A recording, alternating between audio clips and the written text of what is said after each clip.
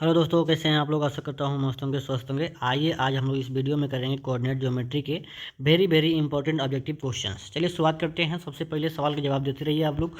The equation of the x y plane, ठीक है ना। एक्स वाई प्लेन का समीकरण क्या होगा आपको बताना है। आपको बताना है कि एक्स वाई प्लेन का, एक्स वाई प्लेन यानी समतल, समतल लिखेगा, समतल का समीकरण क्या होगा बताइए, ठीक है। मैं उसके पहले आपको बता दूं, देखिएगा, प्लेन की बात करूं तो एक एक्स वाई होगा। जब एक्स वाई प्लेन की बात करेगा, इसका समीकरण पूछेगा तो जानते हैं क्या हो जाएगा, आपको जेड बराबर जीरो हो जाएगा।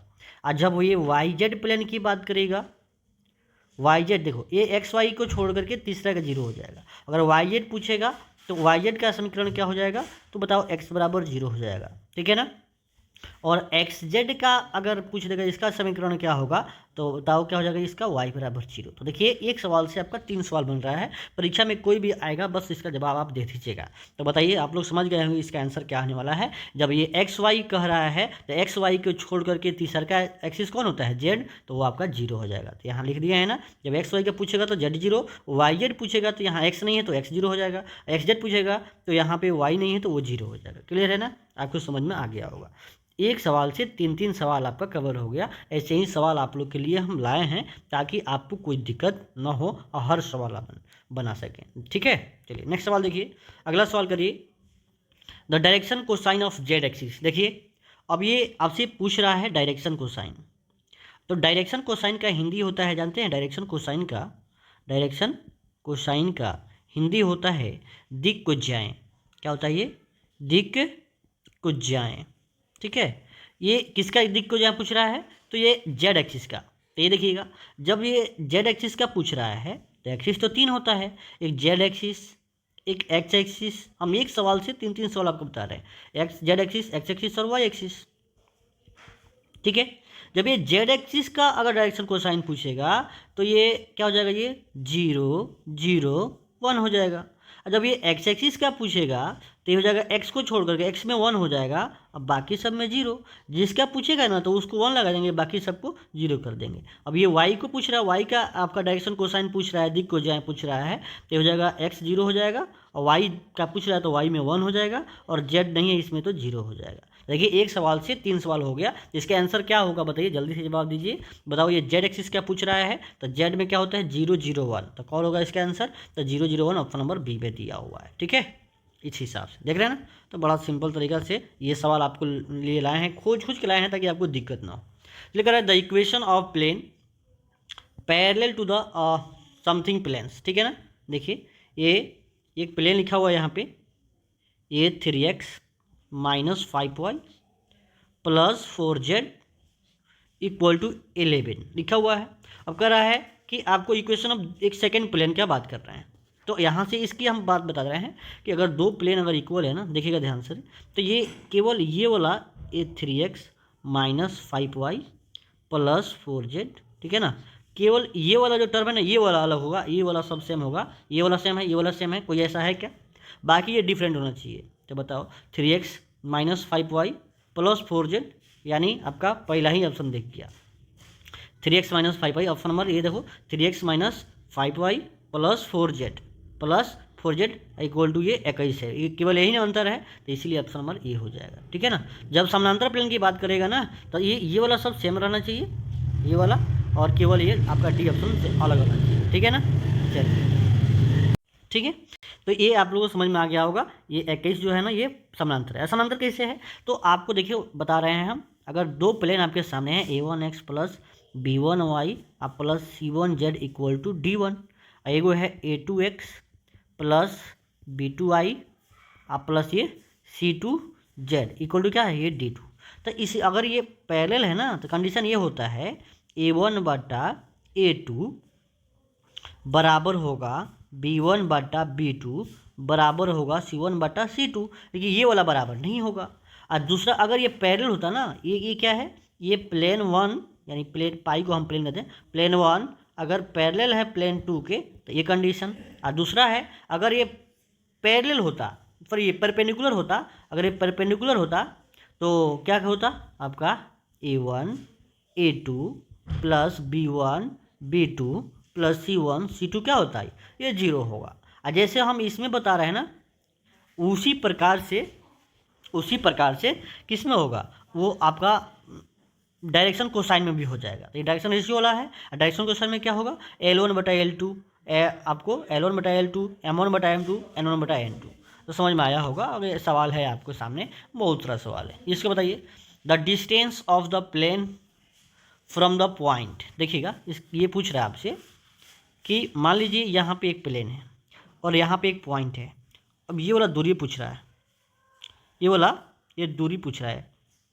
तो आपको पता है ना कि डी का फॉर्मूला होता है मॉडुलस ऑफ A1x1 ठीक है ना, AX1 plus BY1 plus CZ1 minus D by root under A² plus B² plus C²। ठीक है ना, ये हो जाएगा। अब बताइए ये AX1 ये कितना है। देखिए AX के साथ जो होता है ना, A होता है। तो आपका ये 1 इंटू X1 कितना है, जो आपका यहाँ पॉइंट है, ये X1, ये Y1, ये Z1। तो यहाँ रखिए, ये 1 इंटू 2 आप प्लस, ठीक है ना, आपका ये कितना है, देखिए ये आपका Y वाला ये -2। तो -2 इंटू कितना हो जाएगा आपका 1, ठीक है ना। और उसके बाद में ये प्लस आपका ये आपका कितना, ये 4। तो 4 इंटू Z1 कितना है, -1 और ये D कितना है, तो -9। ठीक है।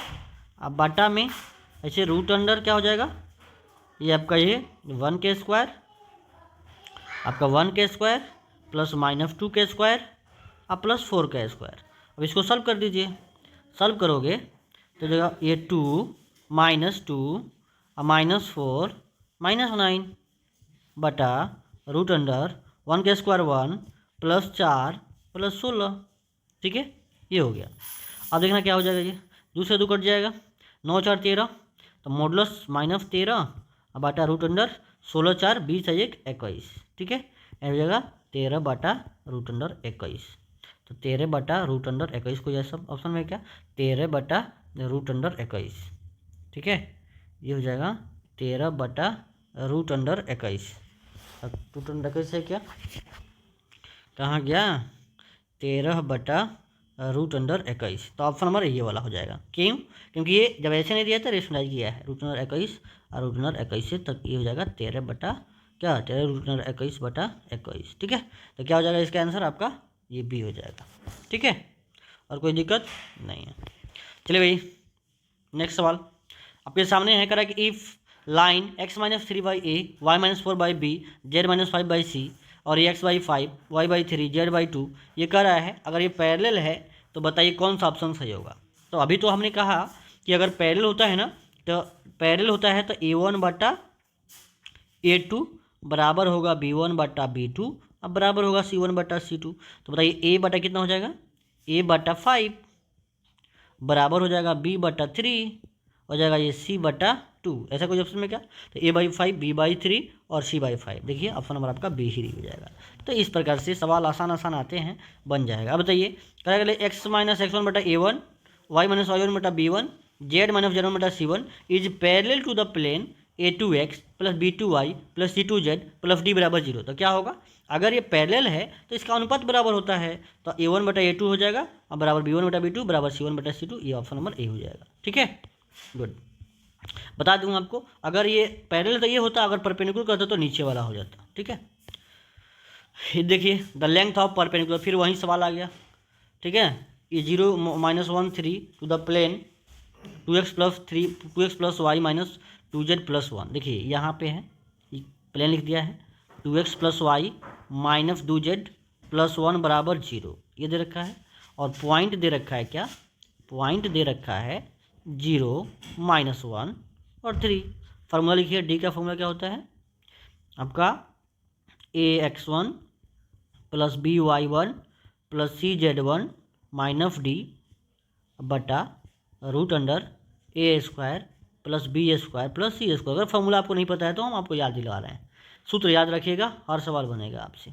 तो ए कितना है देखिए, ए क्या होता है, ये वाला ए हो जाएगा, ये वाला बी, एक्स वाई के साथ जो होगा बी हो जाएगा, जो जेड के साथ होगा सी हो जाएगा। तो बताइए ये 2 इंटू कितना हो जाएगा, ये x1 कितना है 0 plus 1 into -1 plus -2 into 3 minus +1 क्या हो जाएगा ये आपका x1 प्लस माइनस हो जाएगा आपका कितना +1, ठीक है ना।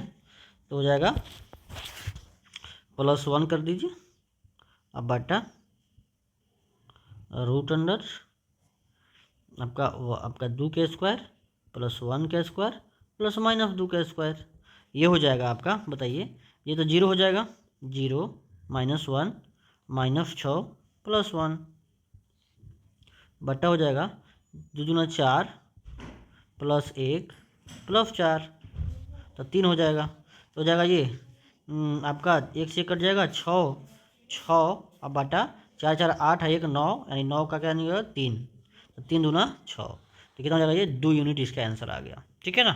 तो इस हिसाब से सॉल्व कर लीजिएगा इसको बढ़िया से, ठीक है। फिर आ गया द डायरेक्शन को साइन ऑफ एक्स एक्सिस, देखो एक्स में आ गया तो एक्स को 1 कर देना है, अब बाकी को 0 कर दीजिए। तो एक्स एक्सिस का 1 0 0, तो ऑप्शन नंबर बी हो जाएगा। तो इसको देखते ही आपका आंसर लगा देना है।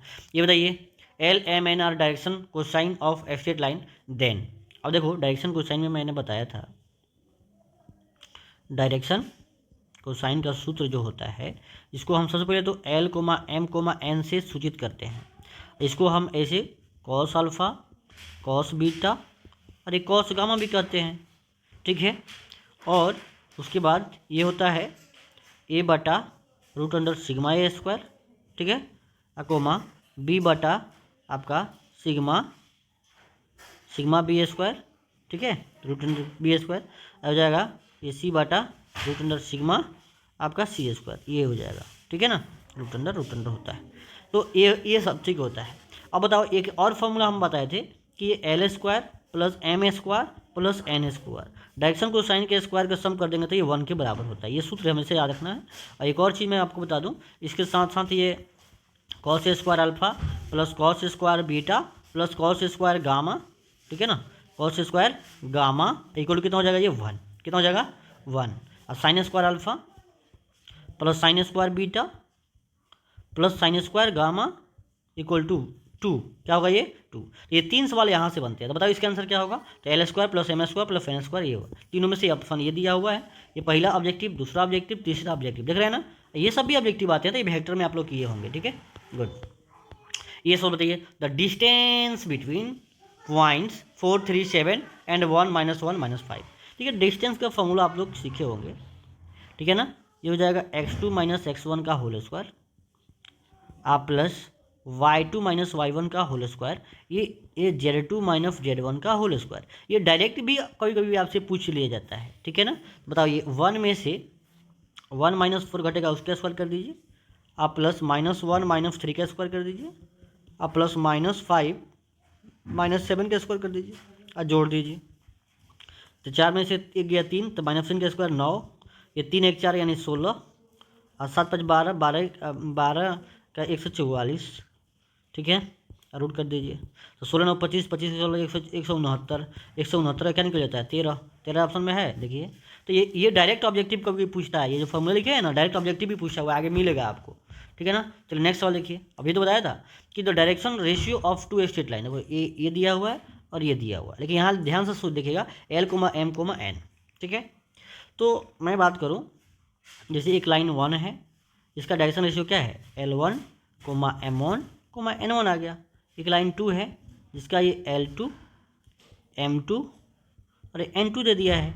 तो ये कह रहा है कि पैरेलल के लिए मैंने कहा था कि अगर ये L1 जो है परपेंडिकुलर है चाहे पैरेलल है, अगर ये L1 पैरेलल है L2 के, तो क्या कंडीशन होना चाहिए L1 बटा L2 बटा M1 बटा M2 बराबर ये N1 बटा N2।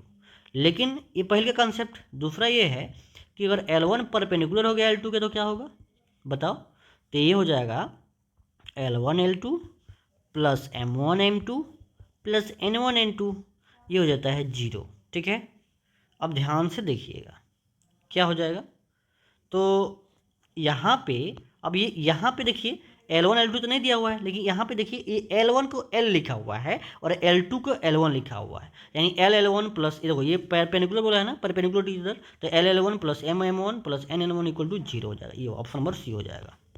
चलिए भाई देखिए, ए लाइन पासिंग थ्रू इतना एंड डायरेक्शन रेशियो आर इतना, the equation of the line. Equation of line पता है ना क्या होता है, x माइनस x1 बटा a equal to y minus y1 बटा बी, ये z माइनस z1 बटा सी। ये तो लाइन का इक्वेशन होता है, पता है आप लोगों को, ठीक है। तो ये अब x माइनस पॉइंट कौन है, ये 2 है, तो x माइनस 2 बाई डायरेक्शन को साइन कितना है 3, डायरेक्शन रेशियो 3, आई हो जाएगा y, ये -1 घटाएंगे तो +1 हो जाएगा, अब बटा डायरेक्शन रेशियो -1। देखिए z -3 अब बटा 2, समझ रहे हैं।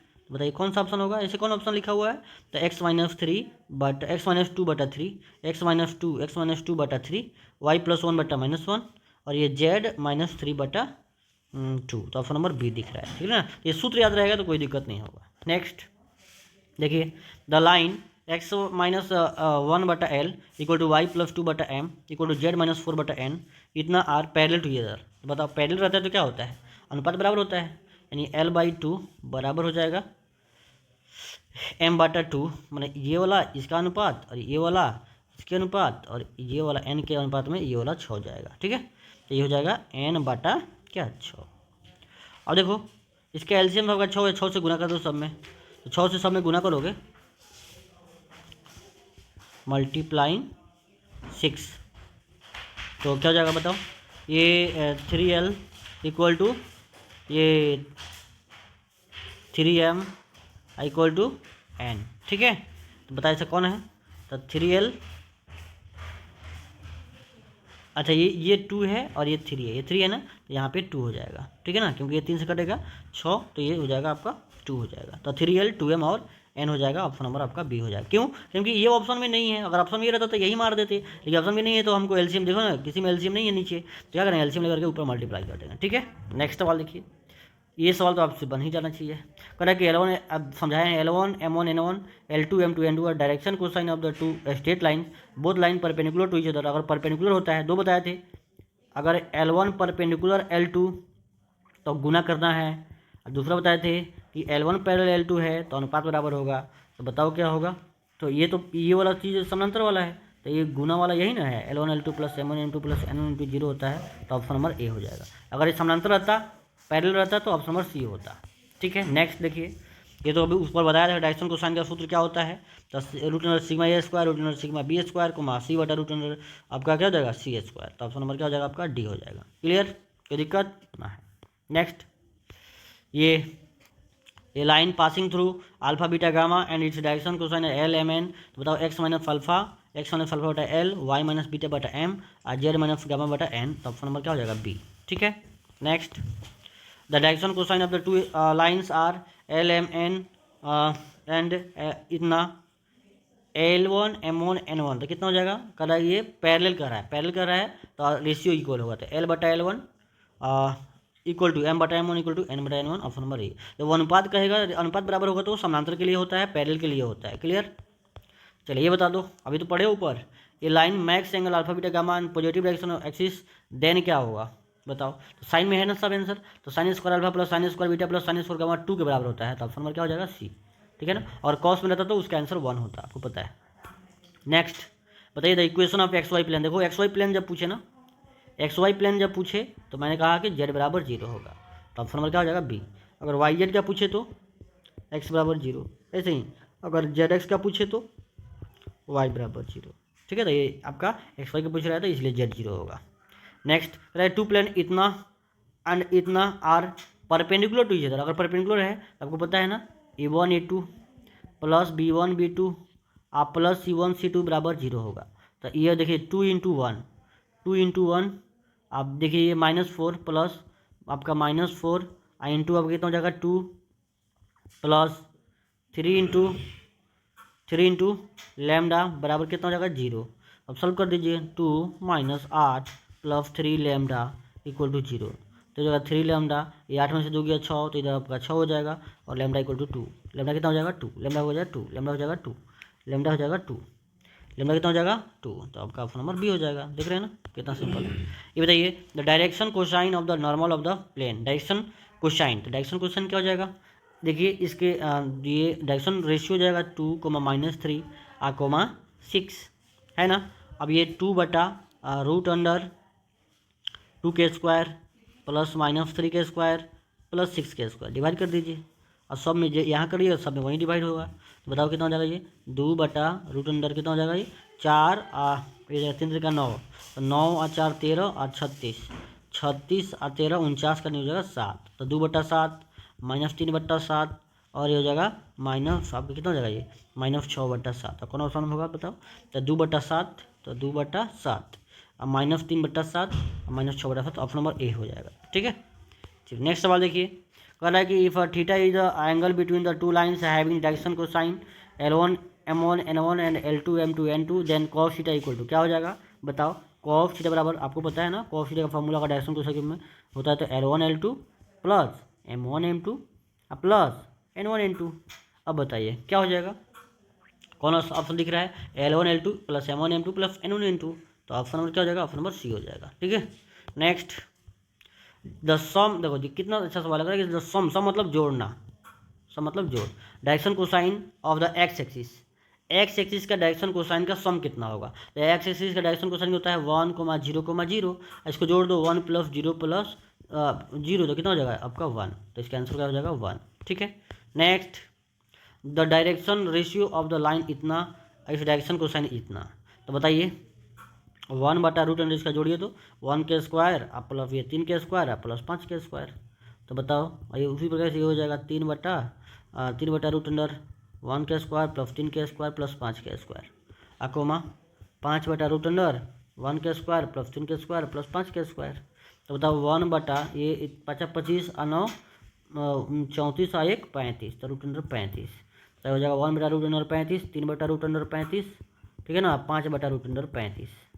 ठीक है, तो 1/√अंडर 35, 3/√अंडर 35 और 5/√अंडर 35, ऑप्शन नंबर ए हो जाएगा। ठीक है, नेक्स्ट है which of the following plane parallel to the x z plane, देखो ये जेड एक्स प्लेन की बात करेगा ना, इसके पैरेलल पूछेगा, तो पैरेलल पूछेगा ना, पैरेलल पूछेगा तो क्या करेंगे, समानांतर पूछेगा, तो ये वाई बच रहा है ना, तो वाई बराबर क्या हो जाएगा कांस्टेंट यानी के हो जाएगा, तो ऑप्शन नंबर बी हो जाएगा। ठीक है ना, पैरेलल कहेगा तो अगर ये वाई जेड की पूछेगा, वाई जेड के पैरेलल में पूछेगा बताओ तो क्या हो जाएगा, तो वाई जेड है ना, तो जेड बच रहा, वाई जेड है तो एक्स बच रहा है ना, तो एक्स बराबर के हो जाएगा। ठीक है ना, और ये आपका एक्स वाई पूछेगा तो एक्स वाई के समानांतर कहेगा, समानांतर में और इक्वेशन में अंतर है, तो समानांतर कहेगा, पैरेलल कहेगा तो क्या करेंगे बताओ, आपका ये आपका जेड बराबर के हो जाएगा। ठीक है ना, ये 3 सवाल यहाँ से है, कोई भी सवाल पूछा जा सकता है आपसे। Next direction cosine of any normal to the x y plane, तो एक्स वाई प्लेन के जो नॉर्मल एक्स वाई को छोड़ के जेड 0 होता है, तो हो जाएगा ये 1,1,0 हो जाएगा, तो ऑप्शन नंबर क्या हो जाएगा आपका डी। दिख रहे हैं ना कितना सिंपल है। Next the angle between the two planes, देखो अभी तो आपने कहा कॉस थीटा का फॉर्मूला होता है A1 A2 plus B1 B2 plus C1 C2 बटा √under A1 square plus B1 square plus C1 square into A2 square plus B2 square plus C2 square. ठीक है ना, इसमें सूत्र में रख लीजिएगा, तो बताइए कितना हो जाएगा A1 A2 यानी ये 2 इंटू कितना हो जाएगा 2 इंटू 3 यानी 6, तो 2 इंटू 3 आप प्लस B1 B2 कितना है, B1 कितना है भाई, B1 है आपका 1 इंटू -6, तो 1 इंटू -6। ठीक है, अब प्लस ये जगह -2 इंटू C2 कितना है -2, अब बटा √अंडर 2 के स्क्वायर प्लस 1 के स्क्वायर -2 के स्क्वायर इंटू ये हो जाएगा 3 के स्क्वायर प्लस -6 का स्क्वायर प्लस -2 का स्क्वायर। अब सॉल्व कर दीजिएगा तो ये हो जाएगा theta equal to cos inverse ये 2 × 6 -6 और माइनस प्लस 4। ठीक है, अब बट्टा ये हो जाएगा कितना, ये 2 दूना 4, ये 2 दूना 4 4 8 1 9 यानी 9 का 3 निकल जाएगा, और जाएगा 36 और 9 45 और 4 49 का 7 निकल जाएगा, तो हो जाएगा ये कॉस इनवर्स छः छः कट जाएगा 4, तो ये हो जाएगा 4/21, 4/21, तो cos inverse 4/21 option number C, ठीक है ना।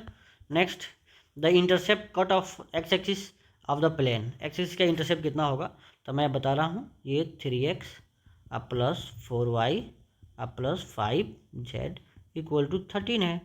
तो आपको ऐसे तो याद भी होना चाहिए, ठीक है ना, लेकिन हम आपको बता रहे हैं मेन चीज़ क्या होता है। ये x/a प्लस y/b प्लस ये z/c इक्वल टू क्या होता है 1 होता है। यही इंटरसेप्ट फॉर्म होता है। और ये x इंटरसेप्ट, ये y इंटरसेप्ट, ये z इंटरसेप्ट। तो आप क्या करो, ऐसा करो 13 से समय डिवाइड करो, तो 3x/13 प्लस 4y/13 प्लस ये 5z/13 इक्वल टू 1 हो गया। 13 में इस तरह से भाग करेंगे तो 1 हो जाएगा। अब ये x में इंटरसेप्ट कैसे पता करेंगे, x के पहले तो 1 होना चाहिए, तो ये 3 है, तो ऐसा काम करना है कि कोई दिक्कत ना हो। तो क्या इसको हम ऐसे लिख सकते हैं, क्या है 13/3, देखो 13/3 प्लस ये हो जाएगा y/13/4 प्लस ये क्या हो z/कितना हो जाएगा 13/5। तो बताओ ये x इंटरसेप्ट 13/3 हो जाएगा, तो ऑप्शन नंबर आपका बी हो जाएगा, ठीक है ना। अब देखिए the distance of the plane इतना फ्रॉम द ओरिजिन, तो ओरिजिन में क्या होता है, केवल ये 11 रख दीजिए ऊपर, रूट अंडर कितना कर लीजिए, ये आपका रूट अंडर ये 3 के स्क्वायर -4 के स्क्वायर 16 प्लस 6 के स्क्वायर 36, तो 36 और 16 52 और 9 61, तो हो जाएगा 11/√61, 11/√61 हो जाएगा इसका आंसर, ऑप्शन नंबर बी, ठीक है ना। तो चलिए आप लोग इतना सवाल किए हुए हैं, ठीक है ना, इतना सवाल अगर कर लेते हैं तो 3D का भी सवाल आपसे नहीं छूटेगा। और इसको, ठीक है ना, ध्यान से देख लीजिएगा वीडियो को और नोट डाउन जरूर करिएगा और इसको रिवीजन करते रहिएगा, ठीक है ना। 2 बार 4 बार देखिएगा इसको, तो ये सब क्लियर हो जाएगा। थैंक यू दोस्तों।